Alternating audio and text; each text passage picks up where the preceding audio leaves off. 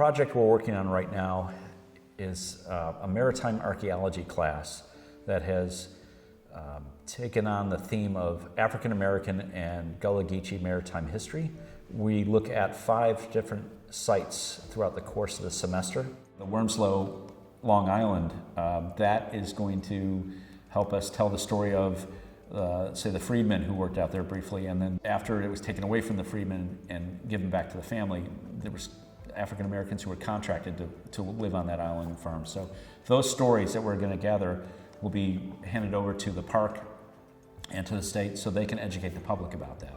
It's an area of Savannah and Georgia's history that hasn't been documented enough.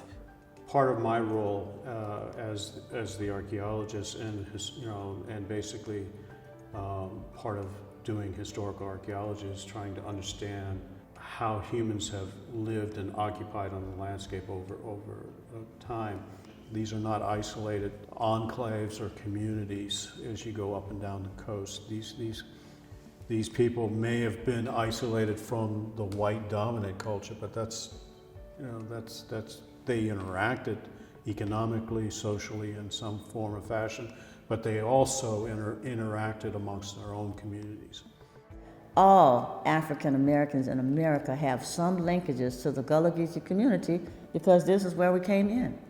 What I want the African American community to know across the nation in America is that they are all Gullah-Gechee. The indigenous people that are connected here have connections with indigenous people all over the nation. Gullah-Gechee people the same. All of the enslaved started in the South. And the archaeology that we're doing, sort of scouting out what's left, what artifacts can help us tell the story, that's being done in partnership with members of the descendant community. A lot of these sites we're working on, we don't know a lot about the historical background. The students' research and their fieldwork is actually making an original contribution that hasn't been done before. So our objective for the day is to record features, man-made features on Long Island, which is part of Wormsloe Stae Historic Site. They've never been mapped before. The documentary evidence is light, so we really don't know a lot about activities. If we saw anything that was of interest, we would flag it, take pictures of it, and then use a measurement tool and whiteboard to determine what the object was and where we found it. So they said that they had evidence that there had been Gullah living out on that island. We actually found what we think was a home site. We found a few scattered bricks. So this GPS sensor talks to numerous satellites, as many as 30, I think to 50, to get a very accurate indication of where we are on the Earth, within 1 meter. Normally if you say, "Where am I?" to your phone, it tells you where, because wherever your phone is. This is now using this as its source for where it is, so it doesn't care where the phone is. It's wherever we move this thing that it's reading. So we put this where we want to indicate a point, or in the case of what Ozzy just did was they moved it all the way around the pond, taking data points. Feet. Yeah, and so that created a map, an area map of that pond. This thing will give us area maps, it'll give us lines, or just individual points. So today we're going to be shooting a lot of this, and then all that can be exported out to maps that we can then provide to the park for their future planning.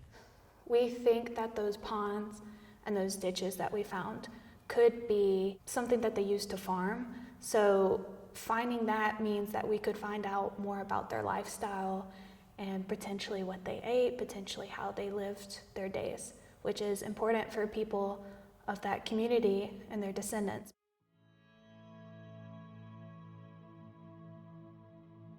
I mean, I just have really enjoyed this experience. I think it's different from all the other classes I've taken, and I feel extremely lucky to have selected this class. Dr. Knoerl has been an incredible professor. It's just been fun to learn about the community that I've always lived in a different way.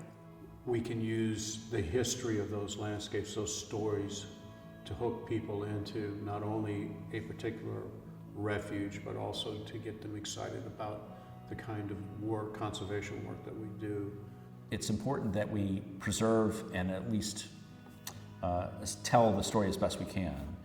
And sometimes if there's a lack of documentation, archaeology is one way where you can get that information, combine it with the documentary sources, because we are historians as well, and then tell that story with the two sets together. As a master storyteller, one of the things I know is that if you don't tell your story, someone is going to make up a story about you.